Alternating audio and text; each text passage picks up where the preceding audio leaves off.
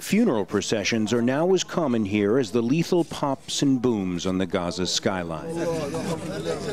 What is less common is the sheer number of the dead. 18 men, women, and children, all members of the al-Bach family, killed in the single deadliest strike yet in this military campaign. The Israeli attack that struck their block of homes apparently targeted the Gaza police chief, Taseer al-Bach, still in critical condition. The survivors say they were not military operatives. The police chief, they say, wasn't either. He just kept the peace. What happened here was an earthquake. It's a war crime. It didn't used to happen like this. They killed a pregnant woman. They killed an unborn child. What can we say about people like that? Gazans say the Israelis are striking civilian targets, though many are affiliated with Hamas. Among them, dozens of government buildings locals say have nothing to do with rocket launches.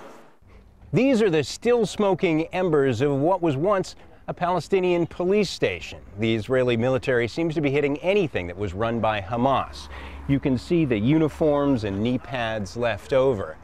So after all the human losses are tallied, the Palestinian Authority will have to rebuild an entire infrastructure. And then there is the rising number of strikes on the homes of Hamas members and others, sites the Israelis call military operational centers. Often the Israelis give a warning call, but Palestinians say not always, and when they don't, the dead often include the families of those targeted. Islamic Jihad is one of the groups firing rockets from Gaza, with their members killed by Israeli strikes. Their leader in Gaza wants Egypt to mediate a ceasefire. This aggression cannot continue to this degree. There needs to be an Egyptian voice to stop this enemy and force them to stop the fire against the Palestinian people. With Gazans bracing for a potential ground war to come, many here worry the alternatives are now a ceasefire or a prolonged invasion of Israeli troops on Gaza's soil.